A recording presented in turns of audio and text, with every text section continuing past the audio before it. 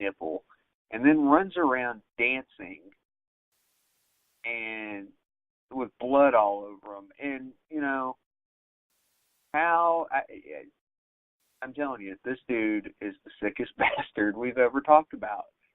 Who the fuck does something like that? That's worse than, like, Ed Gein. Maybe. I don't think Gein did anything so violent to the victim. It was more so like the dead bodies that he pulled up. But, I mean, this is fucking sick.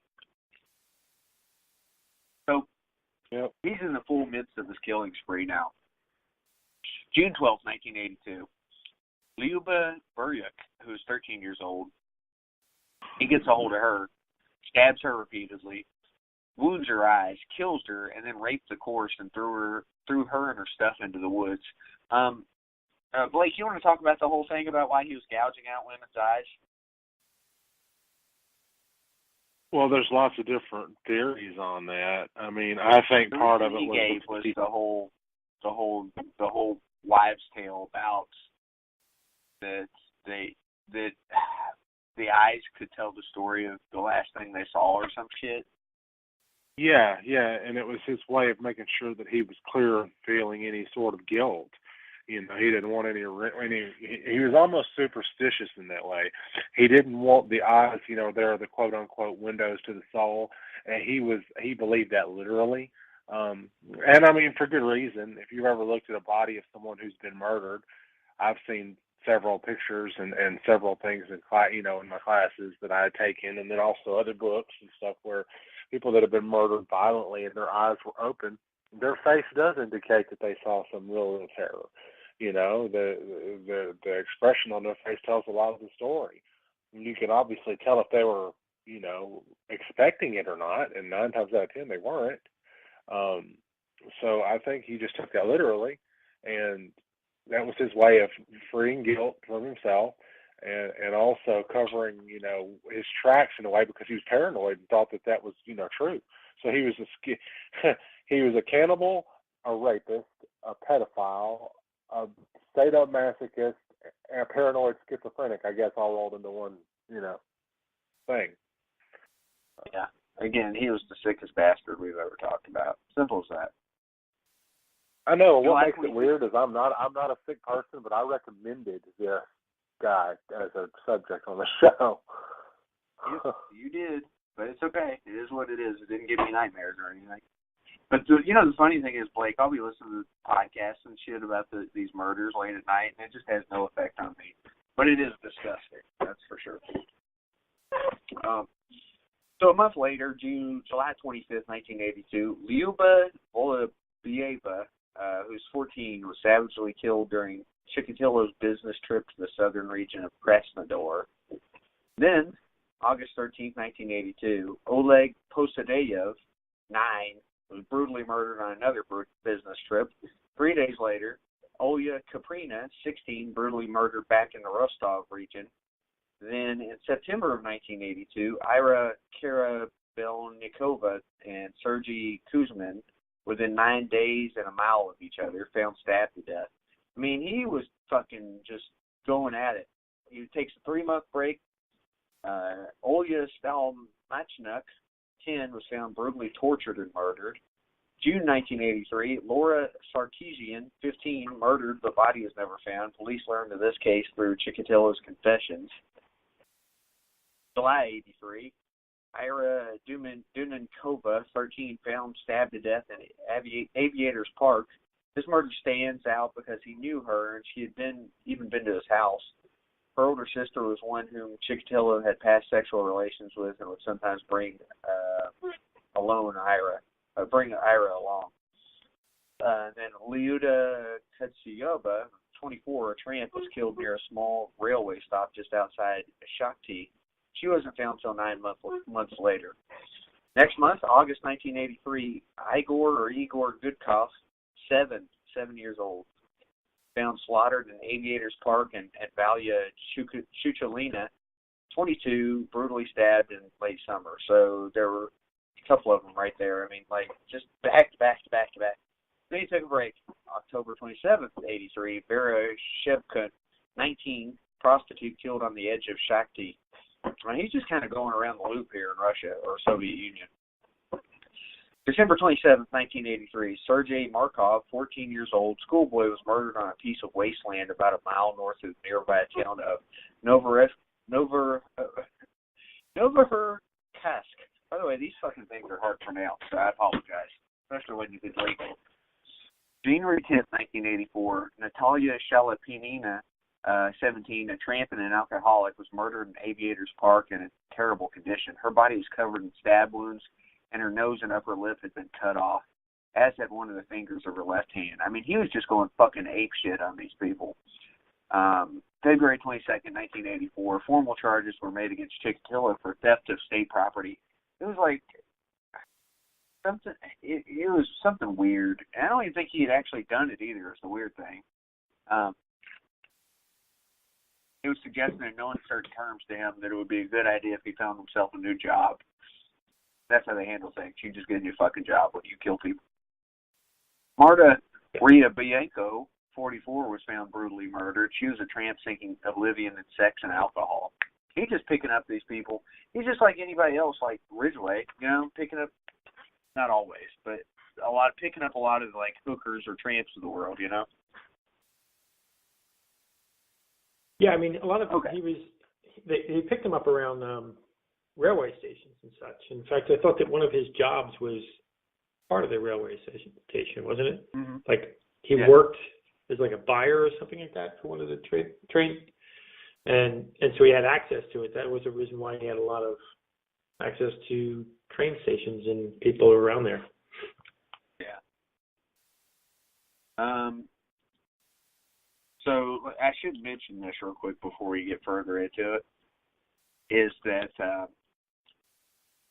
Soviet Union at the time, again, we've talked a little bit about how it is as far as, masculinity and all those different things. Well, one of the things about it is if you're a cop in Russia, you need to find the fucking culprit. Simple as that. If you don't find the culprit, then you're doing something wrong, and it makes the whole department look bad. So I would assume there's a lot of false convictions there just because they're trying to get the job, done one way or another. And that kind of leads us to the next thing. Oh, like the guy that was put to death for a crime that he did commit, but he did commit some crimes that he deserved death over. Okay, so February 27th, 1984, police arrest a man not far from the scene of the crime who was slightly mentally retarded. He was charged with 2 killings, and he confessed, but later withdrew his claim, insisting that it had been obtained under duress. I mean, they didn't give a fuck in Russia. They would just sit you there and not feed you, not give you water, not let you sleep, and eventually you're going to confess because you're just fucked. But it was too late. He was already in jail, and then later on he was killed by a firing squad.